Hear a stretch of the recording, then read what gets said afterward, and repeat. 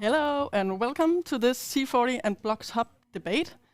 This is a grey afternoon in Copenhagen. I hope you're having a great morning, afternoon, evening, wherever you're joining us from.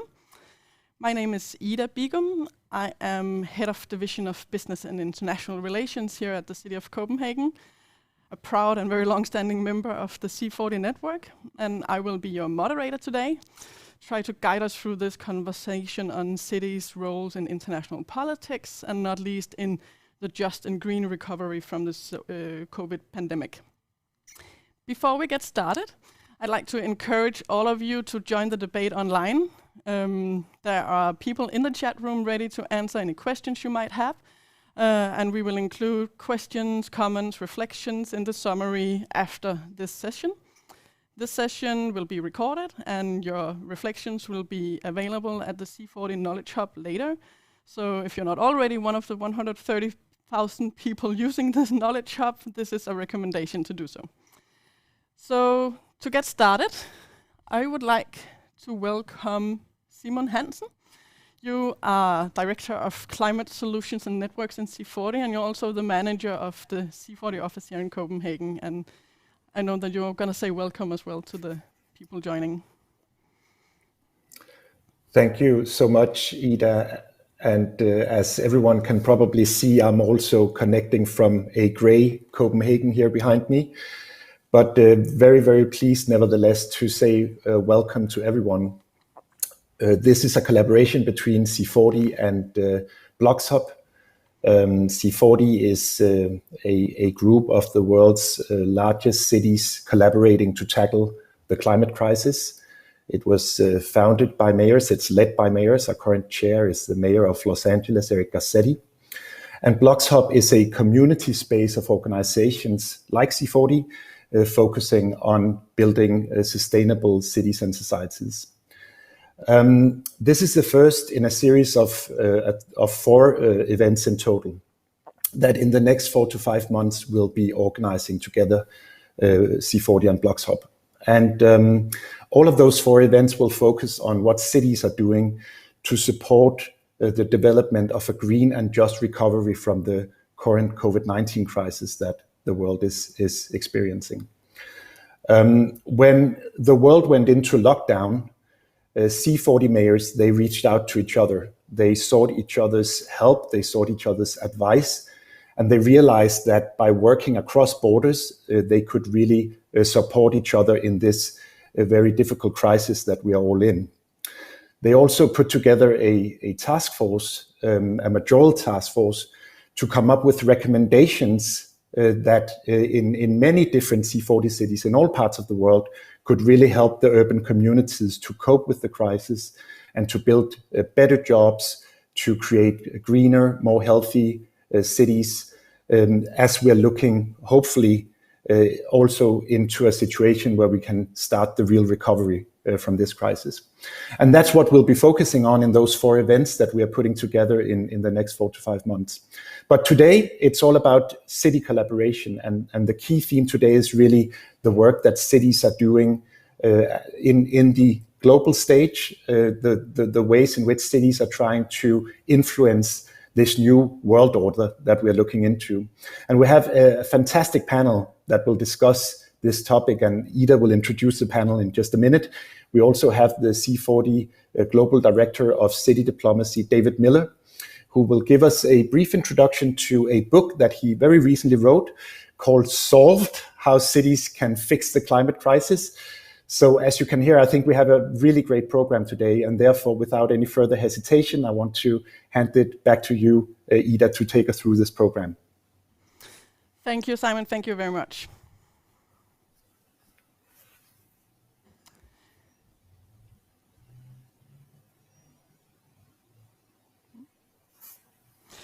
So, in his opening speech at the C40 Mayors Summit that we proudly hosted here in Copenhagen in October 2019, C40 Chair, Mayor Garcetti of Los Angeles, he said, mayors don't commute into some other geography to work.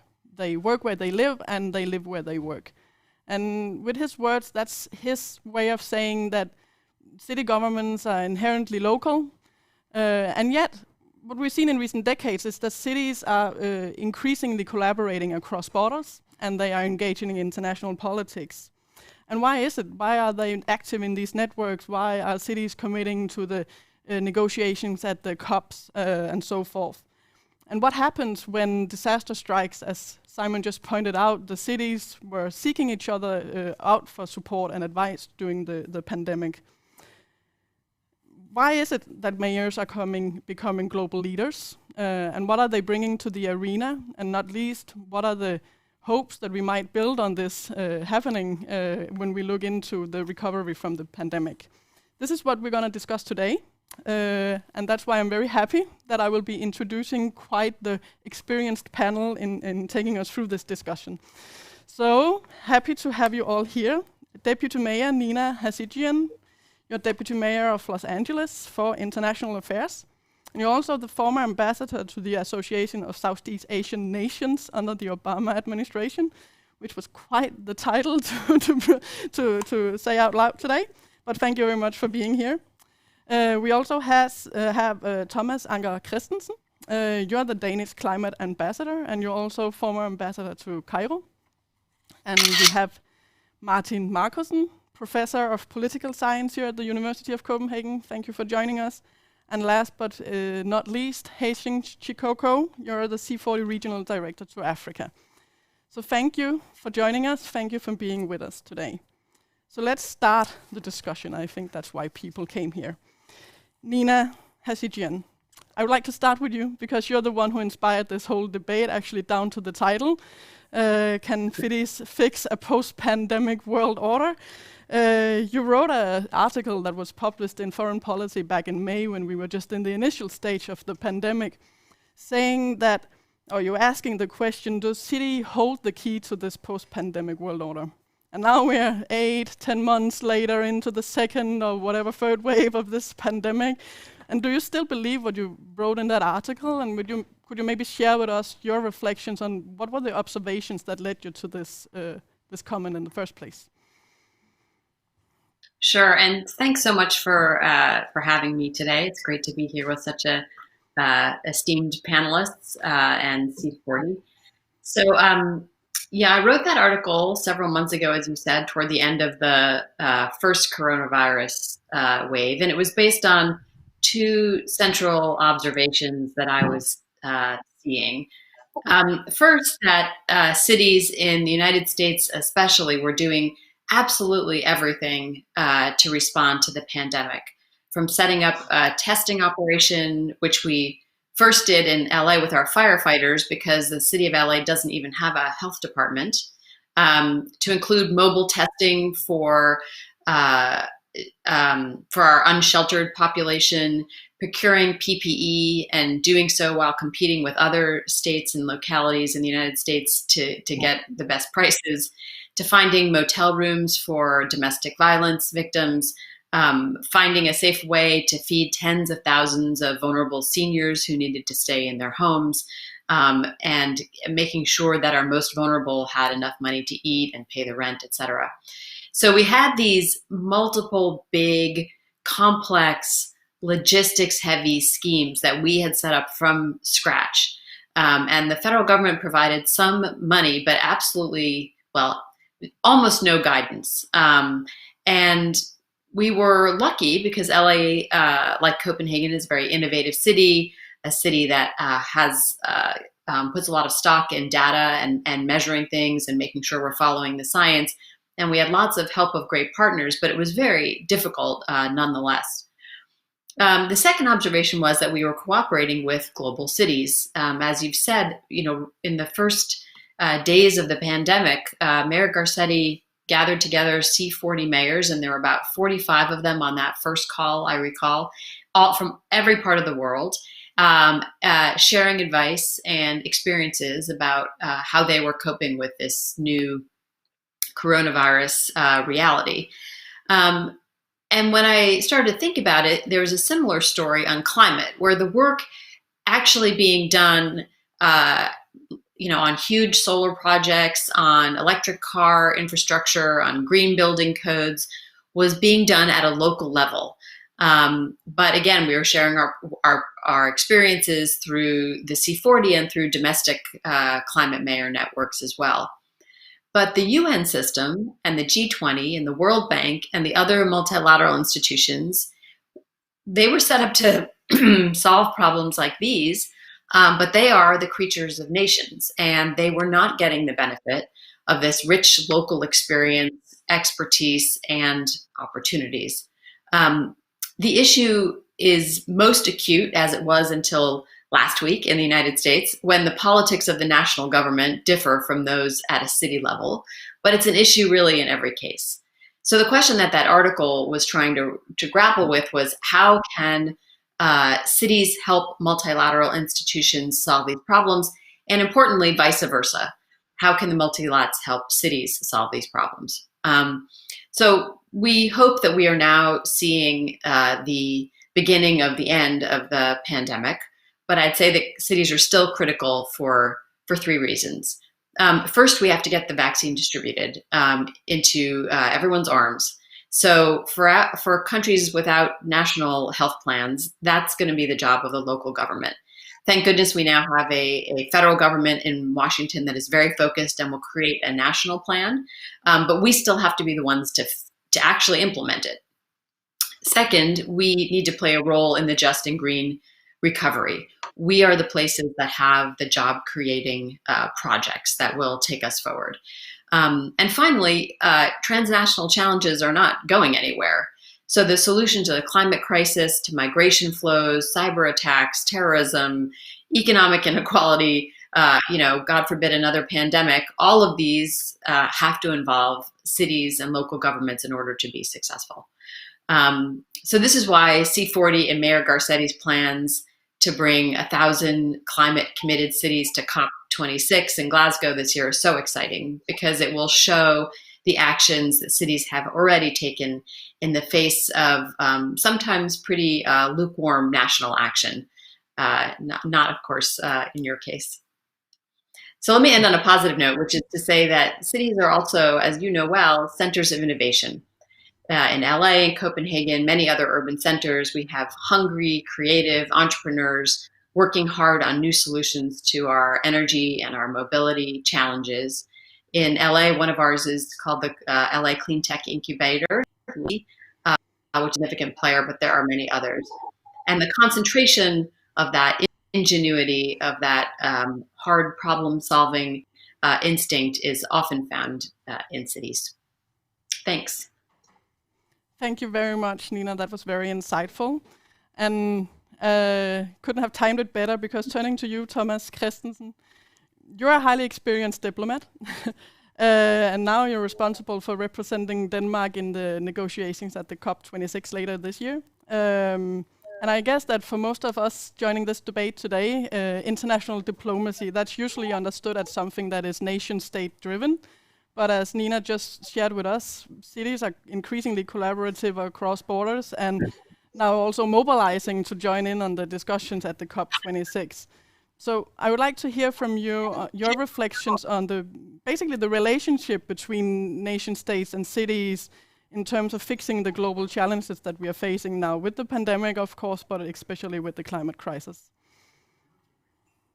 Thank you, Ida, and thanks to C40 for putting on this very topical and timely conversation. And actually, Ida, I also spent some time in the office of the UN Secretary General prior to the Paris Agreement, working on climate action, including on how to engage cities in this space. And for a while, I was on leave from both UN and Danish government, actually working for Mayor Bloomberg and on the We're Still In campaign in the US. So I am, as part of, in a way, city diplomacy at that time at the COP23 in Bonn. So I've spent a lot of time thinking about the issues that you're raising. And I would say, for one, I mean, the Danish government is obviously focused on Denmark as a country, but in terms of size, 5.8 million citizens, we're smaller than Los Angeles. And in some ways, we're a small country that tries to punch above our weight when it comes to climate, but also very much attentive to the points that Nina had about an administrative unit that is close to its citizens and more attentive to its citizens than many bigger countries. I can very much relate to that, and we have, as Denmark, now a 70% emissions reduction target for 2030, and we know the Danish government knows that target cannot be achieved without close collaboration with the cities in Denmark, with the private sector, with investors, science, and indeed the citizens, who in many ways were the ones who brought the government that has set this high target in place into office. So that interplay between political ambition, the drive for climate action, and the citizens is really crucial. We are pushing hard on our bilateral partners for further action. Just last Friday, the Danish foreign minister hosted a meeting with John Kerry on his second day in office, and the whole all his EU foreign minister colleagues.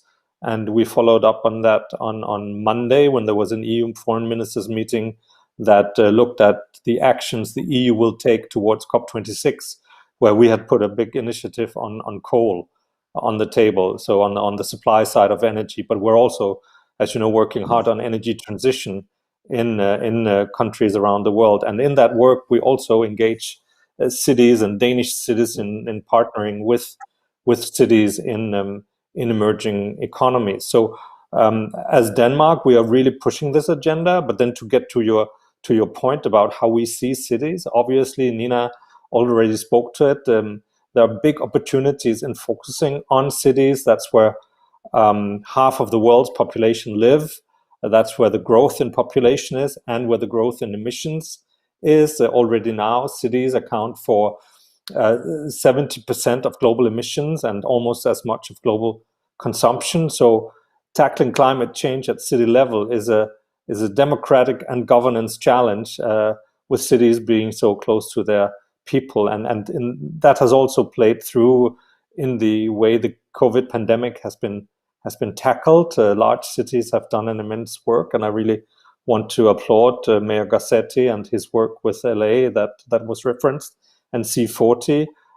We have seen how the C40 mayors have been climate pioneers.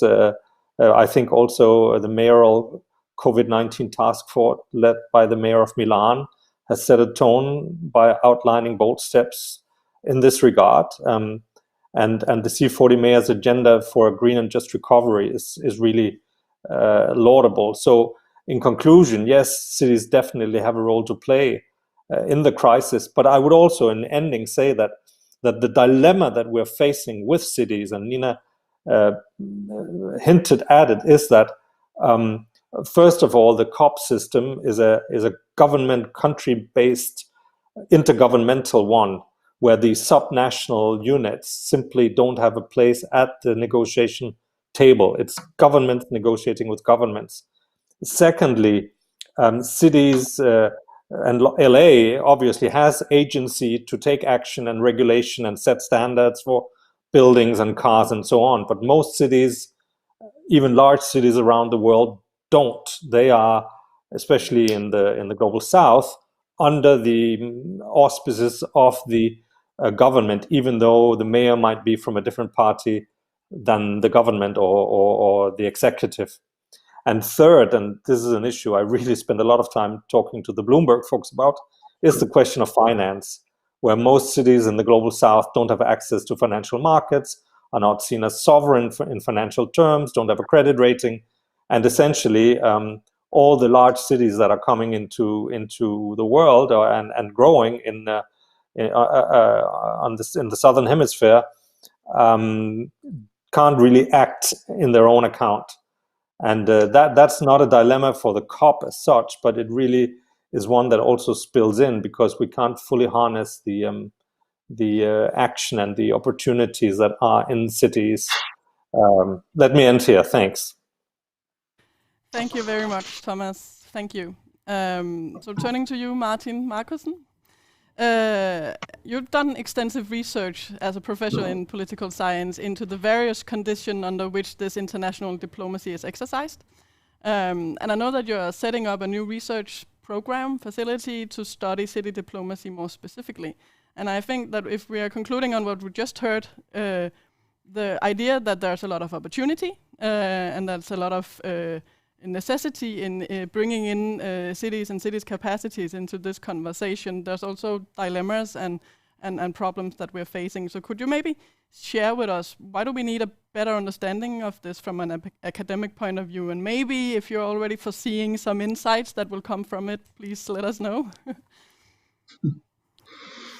Yes, thank you, Ida. That's very kind of you. Well, my way into study city diplomacy is really studying national and multinational diplomacy of the kind that Thomas has just described. I have visited a large number of embassies around the world and also attended and observed sessions in the UN and the European Union and in the OECD.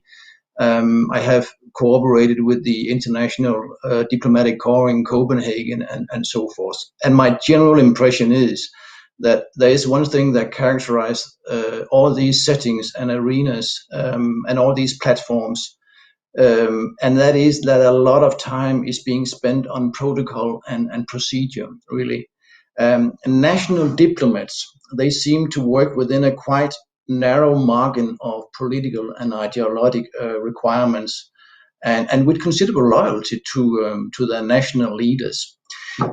This sometimes means, not always, but this sometimes means that they simply lose sight of the objectives to be reached. It's all procedure, and it's very little output sometimes. Process becomes a goal in itself rather than concrete results. And seen from the outside, as I do as a researcher, that could be a little bit frustrating, but think about the citizens who are completely detached from the diplomatic world, looking at diplomacy taking place at the different COPs, etc. They must feel completely alienated towards the diplomatic process that they observe. So that's the point of departure. And compared to that, city diplomacy is completely different, really. Frontline civil servants and management in cities, they are evaluated on a day-to-day basis on their results. Are they or are they not able to deliver tangible results? This is what citizens want, problem solving, really. So if I am to characterize an average city diplomat, this person is, first of all, a practical person. City diplomats, they work in the international arena if it works. Can international cooperation provide them with ideas and solutions? Then they are in. If something works, they do it. So that's the first characteristic. The second characteristic here is that city diplomats, they are also very busy people. They have not time to wait for many years for results. They need results and action here and now. Why? Simply because their citizens require results here and now, tangible results, visible results. And city diplomats, thirdly, they are also now very skilled diplomats, really. Over the last decade or so, this is clear from our research, city diplomacy has really grown exponentially all over the world, also in the global south, actually. A huge amount of experience and lessons has been harvested. City diplomats, they know how to work international. They know with whom to work on an international level, and then they also know with what purpose to work on the international level. So overall, I think that this frank and no bullshit attitude in city diplomacy is quite fascinating, seen from a research perspective. So seen from an academic point of view, what we are talking about here is the concept called para-diplomacy, as a parallel track of diplomacy, a kind of diplomacy that takes place in parallel to national classical diplomacy. So the purpose of my research is really to try to identify ways in which these two parallel streams of diplomacy, on one hand, we have the classical national, supranational, multilateral diplomacy, and on the other hand, we have city diplomacy. These two streams of diplomacy, how can we make these two work in concord? How can we make them work together in a much more fruitful way than they are doing today, rather than in isolation from one or the other. So that is, in a very short way, Ida, my way of trying to explain my research agenda here. Thank you very much, Martin. I like the no bullshit attitude. I think we will get back to that during the discussion today. So turning to you, Hastings Chikoko. As I mentioned into the introduction, you're the C40 Regional Director to Africa and lead the work that's been done in the region. And I guess probably most who listens to this today know that Africa as a region has been on the rise. You've seen growing economies, growing cities, and progress in many areas during the past decade. However, there are obviously still problems, lack of basic services, energy poverty, and also a concentration of young people commuting into the cities to live and work in the informal sector. So I'd like to ask you if you could share with us some insights from your work in the region with how has the COVID-19 pandemic affected the region? Thank you, Ida. COVID-19 really has exposed a number of things in African cities, some of which we knew, but sometimes we chose to hide our heads in the sand. So maybe I'll just highlight two. I think, first of all, COVID-19 has taught African cities that residents are horribly unequal. It has exposed inequality in cities that we have been talking about, but maybe we didn't know to what extent this inequality is. During lockdown, working from home, for example, has only been practical for employees of big corporations, organizations, and wealthier governments, and completely ignored those workers on a daily or hourly wage. And when you go to education, unlike international private schools, public school teachers and their students lack the basics from internet technologies to the know-how itself, how to do online education. In South Africa, during the first lockdown, small businesses came to a complete halt. The government had to amend its lockdown regulations to allow small tuck shops and informal food traders to operate upon obtaining a permit from their local municipalities. So that was one area where cities were really exposed. Then there is the financial volatility, which has been mentioned by the previous speakers. COVID-19 has told African cities that city revenue, budgets, and finances are volatile. African cities are walking on a budgetary tightrope as the COVID-19 pandemic and lockdown eats into the revenue streams. I looked at an analysis from Cape Town of the Metro Council finances in Cape Town in May last year, and they had about 50 million euro outstanding in April's rates and service payments alone. So because of that, most budget lines were redirected to COVID-19 response, putting climate change actions to a complete halt. This is why the C40 mayors in the Green and Just Recovery are saying that when we talk about stimulus packages, we need to push for green stimulus, because the reallocation of budgets has made actually the green agenda lose financing. And we need to also improve access to finances for cities to be able to fill the gaps. Then finally, COVID-19 has also told cities that the jobs of your residents are not reliable. So COVID-19 quickly exemplified how a crisis can lead to job losses and economic downturns. As the lockdown continued, Durban estimated over 400,000 jobs at potential risk. And in South Africa, we have seen many people now seeking support from unemployment insurance fund. Before COVID-19, the fund was dispersing about maybe 1 million euro a day on average. But after COVID-19, the fund is dispersing over 40 million euro a day on average. So these are some of the challenges that COVID-19 has brought to African cities. Thank you very much, Hastings. And turning back to you, Nina Hachigian, as we just heard, the COVID pandemic has really amplified the problems that relates to the climate crisis as well. And I know that you and Mayor Garcetti in Los Angeles are really pushing the agenda of further collaborating between cities in terms of integrating how we act on the COVID crisis and the climate crisis. You shared that with us earlier as well. So building on the experience from that work and maybe keeping in mind what Martin said about cities being very practical, what are your insights or ideas in terms of what needs to happen now? What is it that cities will do now in their efforts to address both the pandemic and the climate crisis? Thank you, and I've really enjoyed hearing and agreeing with just about everything my fellow panelists have said. I'd say that the most important task overall is to demonstrate in a concrete way, in a practical way, to their residents that investments in carbon reducing measures will create good jobs, especially in those communities that have been left behind. As Hastings has a reference, the poorest communities that are also the ones who, are usually have the worst air pollution, are most vulnerable to climate events.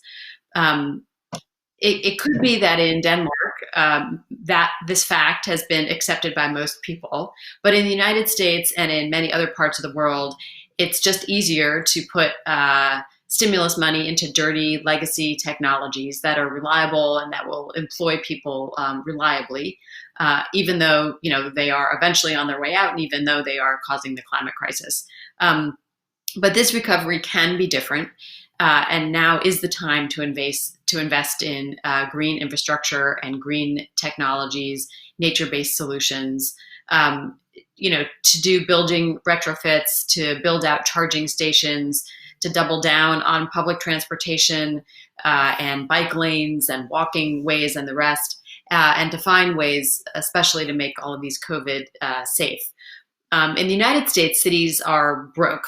Our sources of revenue have completely dried up. We are in the red in the worst way in Los Angeles that we've ever been. But what we can do is provide what we call shovel ready, in other words, just ready to go opportunities to our national government. And there are many of them. So if you want to create jobs, invest in these miles and miles of bike lanes that we're planning, or in construction of the metro, or in retrofitting buildings, or in installing solar panels, and the list goes on and on. So cities have to be the voices that make the case that a stimulus can both improve the carbon bottom line and revive the economy. Fortunately, we don't really have to make that case too strongly to the Biden administration. They are completely bought into this idea, and they are running with it. They are really going to take a whole of government approach, with the White House coordinating all the agencies domestically and internationally to put climate front and center. We expect them to be great partners. One thing that is good about going through a long, dark winter, in this case, a political winter in the United States, and I'm sure Danes know this well, is that the spring is all the sweeter. So we have lots of energy across the country behind a very aggressive climate agenda, finally. Thank you very much, Nina. And Tomas Christensen, not to put a lot of pressure on you and anything, but COP26 is coming up, and I guess that I don't only speak on my own behalf when I say that a lot of us that are hoping that this is the pivotal moment, this is where we're going to see the great emitters turn the goals of the Paris Agreement into concrete action. And we just discussed finance and stimulus, and I guess that what we learned from the pandemic is that there's a definite and probably unprecedented political will to make investments currently. So looking ahead to the COP, are you hopeful that this will be this breakthrough moment that we've all been hoping for? I am much more hopeful today than I was a year ago. I would say during the pandemic, actually, and also with the new US government, many governments have stepped up on climate ambition. And COP26 was postponed with 1 year, and that's actually been to the benefit of ratcheting climate action, as paradoxical as it may sound, because that has given large governments in large countries time to reflect through their internal processes of reviewing their contributions and their commitments. And just this fall, we saw China, Japan, Korea, Canada, a whole range of governments committing to climate neutrality by the mid-century, and starting to work on the timelines and the actions that will take them there. And we expect the Biden administration to bring the US in very soon. John Kerry said that much on Friday. So we now have 2/3 of the global economy committed to the Paris Agreement implementation, to setting targets, to coming up with revised ambition and action. Of course, we need to keep on pushing, and I think cities play a major role in keeping their governments honest and to their tasks. And I want to applaud the city of Los Angeles in setting its bold 50% emission reduction target by 2025. Your Green New Deal for LA. These types of city-based commitments are extremely important, and also the We're Still In movement in the US that brought cities and states and investors and business together. In a way, it was a sub-national commitment trying to keep the US on track to meet its Paris commitment.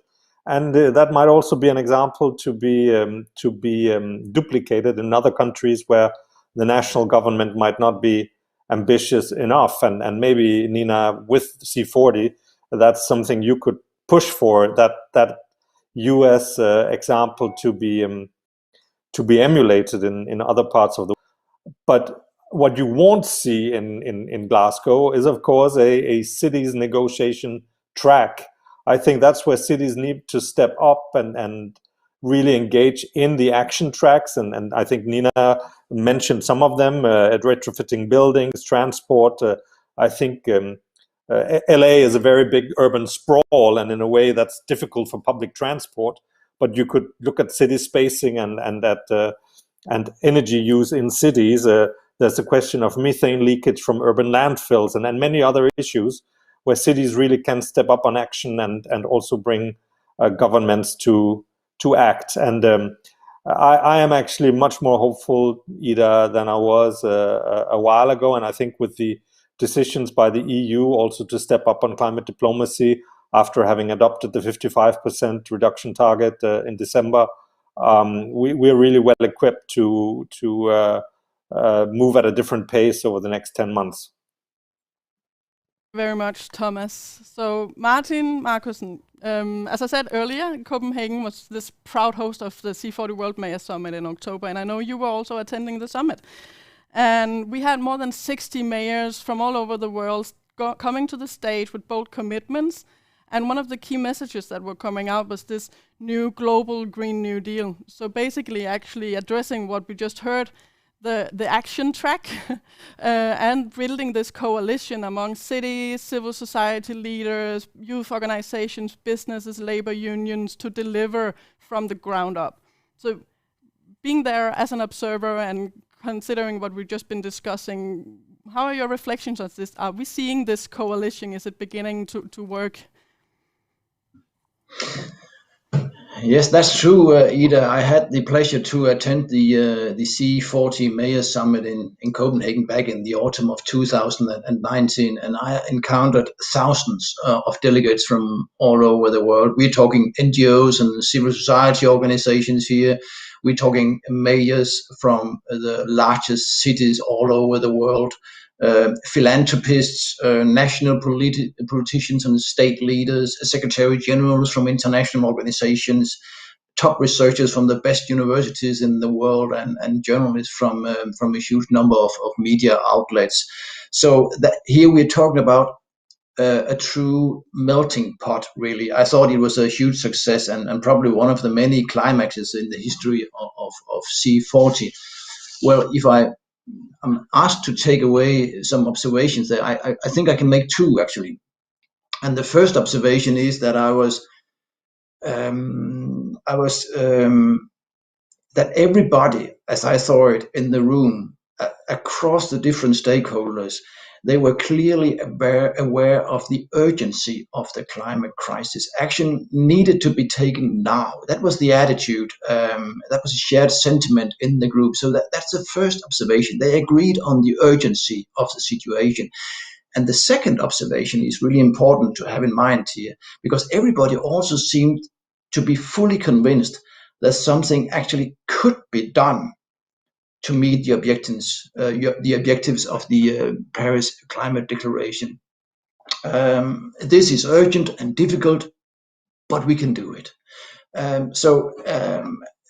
Going around in an attitude of, yes, this is extremely difficult, this is a huge problem, but together in this room, if we really want to do it, we can do it. That was really, really, to me, very, very enlightening.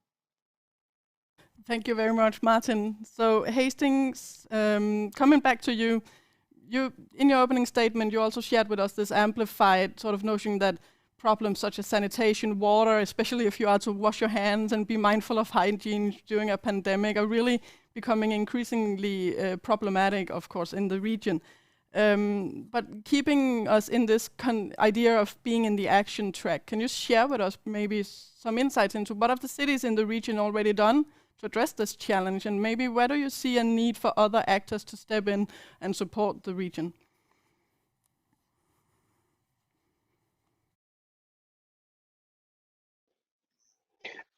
Right, thank you so much. I think let me start by saying African cities have large numbers of people living in informal settlements without access to basic services and hygiene.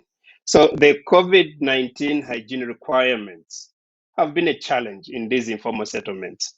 Freetown in Sierra Leone, for example, it has over 68 informal settlements, and 47% of the population live without direct access to water for them to wash hands, as is required by COVID hygiene. Of course, in the case of Freetown, talking about action, the mayor and the city acted fast and ensured the provision of water in public places such as markets and peripheral health units.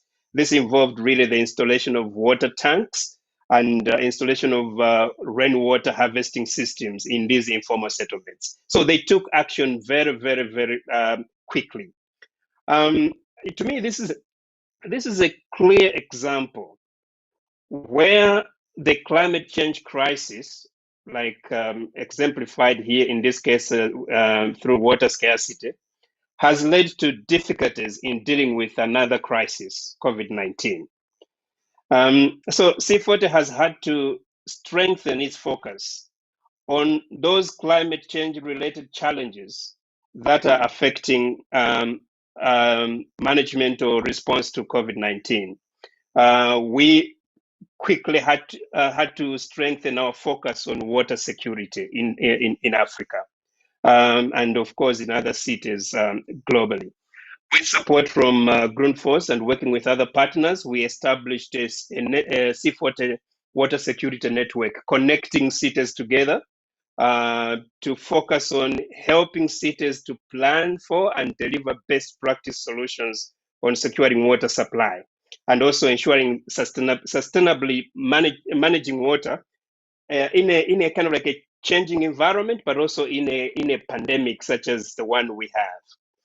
Through this collaboration, cities are helping each other to look at long-term water needs projections, source planning, watershed protection, but they're also capturing lost water, reducing leakages in water supply, rainwater harvesting, water recycling, and also having informed distribution and demand management of water resources. And going forward, as C40, we are at the moment looking for funding to deliver a bigger program for Africa, which is aiming at having water-sensitive cities in Africa. So we are actually calling for a partnership, a collaboration to actually ensure that we deliver water where they are needed, especially in informal settlements in Africa. Thank you. Thank you very much, Hastings, and thank you all four of you. I know that I would like to keep this conversation going, but I'm also going to welcome our next speaker very shortly. So thank you for, I will say, leaving us hopeful, looking ahead at the COP26, and not least keeping us focused on the very practical action-oriented steps that needs to be delivered for us to success. So let me warmly welcome our next speaker, C40 Director of International Diplomacy, David Miller. You've been the mayor of Toronto, you have been the chair of C40, and you are now part of the C40 Global Management Team. And somehow in the midst of all of this, you've also found time to write a book. And as Simon said in his introduction, it's called Solved, How Cities, or the World Great Cities, Are Fixing the Climate Crisis. And I must say, I'm a bit intrigued about this past tense you used in the title, so I'm very happy that you're here to take us through the observations and experiences from your many works with mayors on what it is that cities are actually doing to deliver. So without further ado, David, please take us through it. Hey, thanks very much, and thanks for everyone for being here today, and thanks to my colleagues for the excellent panel. I echo their thoughts, and it was particularly interesting to hear both from a non-city diplomat and from an academic about the importance of city leadership on climate change and in international diplomacy. I do have some slides, so if you could pull them up. I wrote my book because I thought the story of how the world's great cities are fixing the climate crisis was not well enough told. And the basic idea of the book is that if we are going to fix the climate crisis, the world needs to have emissions by 2030.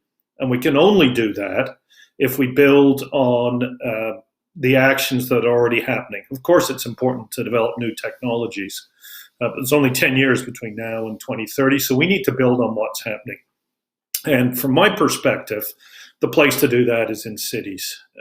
If we can bring the slides back up, I can go through a couple of them. Next slide, please.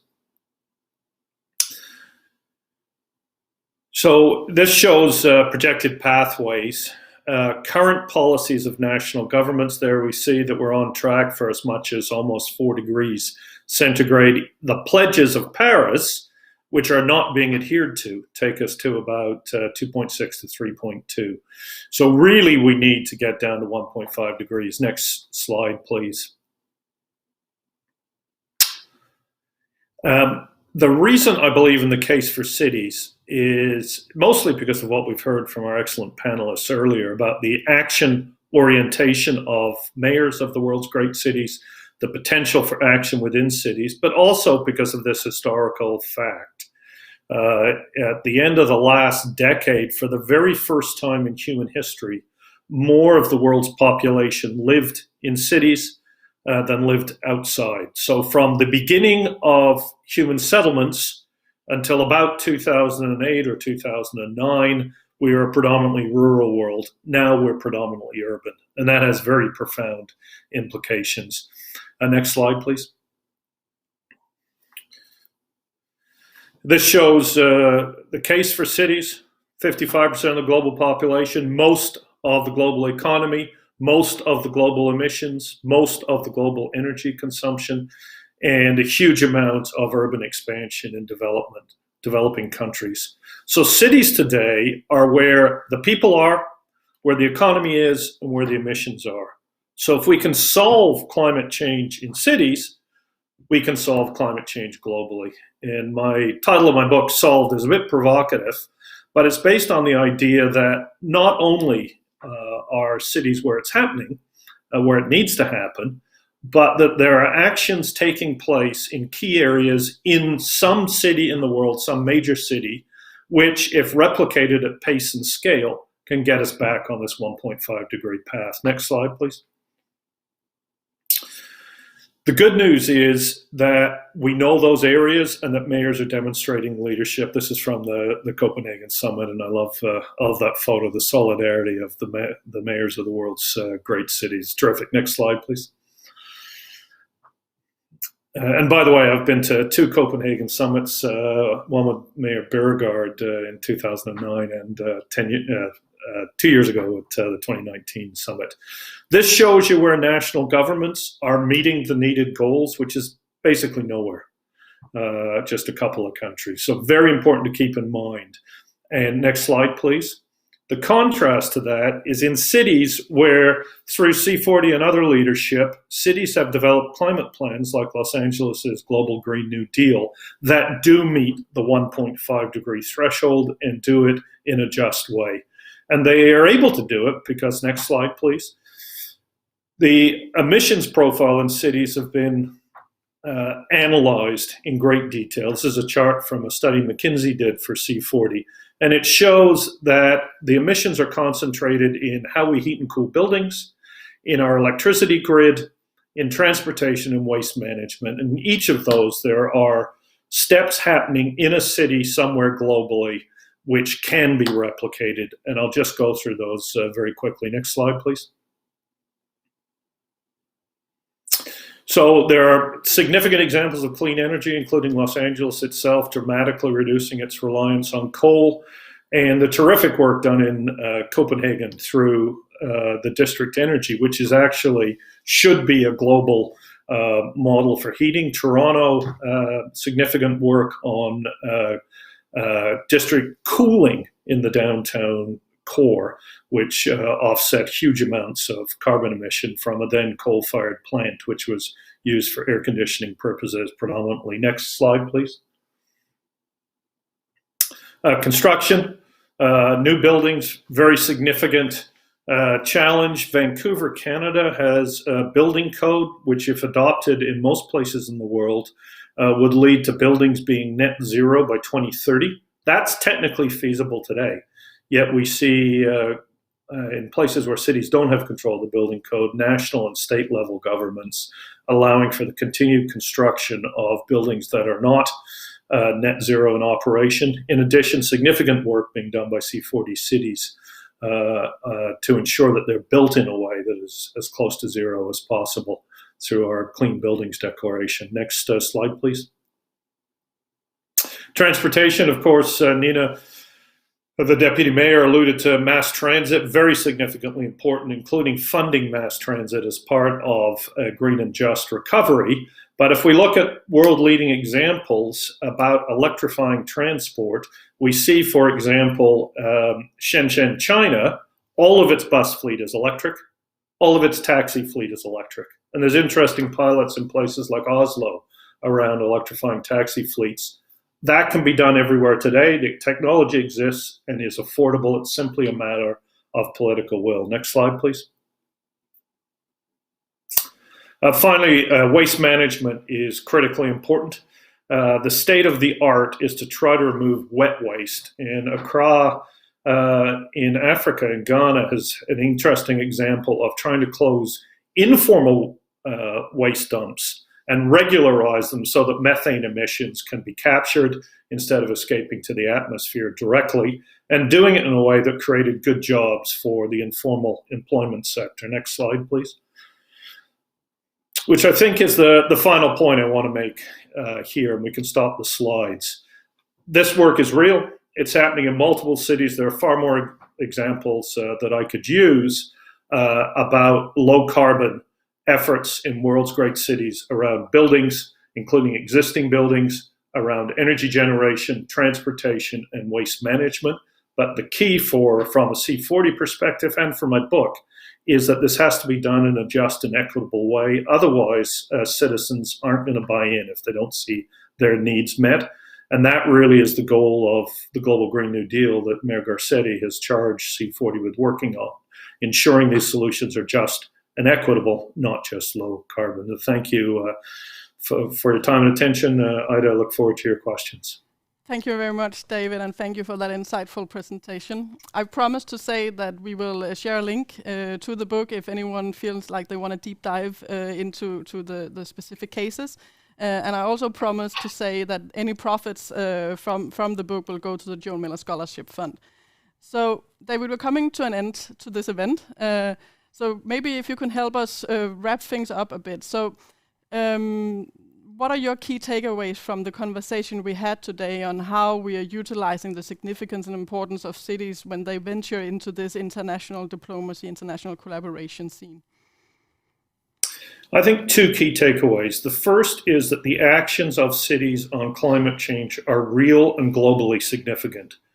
And if amplified, including with the assistance of national governments, can really get us back on the path that science mandates. And the second for me is that these activities by cities are complemented by the city's engagement in international diplomatic efforts, not necessarily to set ambition, because we know what the ambitions need to be, but to force action.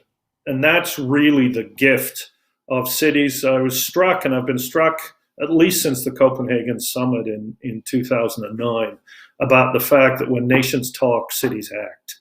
And the diplomatic heft of cities who work together internationally and have continued working together internationally. Chinese cities in C40 work together very well with American ones, for example, despite national tensions. That international diplomatic work is a really critical part of ensuring that the world succeeds on climate in a way that's also equitable. Very much. So just one final question. With what you know how the pandemic is influencing cities globally, I would like to ask you the same question as I asked the Climate Ambassador, which is, are you hopeful coming into the COP26 negotiations? Yes, I'm more optimistic than I've ever been, but having lived through numerous COPs that failed, I mean, this is the 26th one, and we still haven't really reached agreement on an action plan.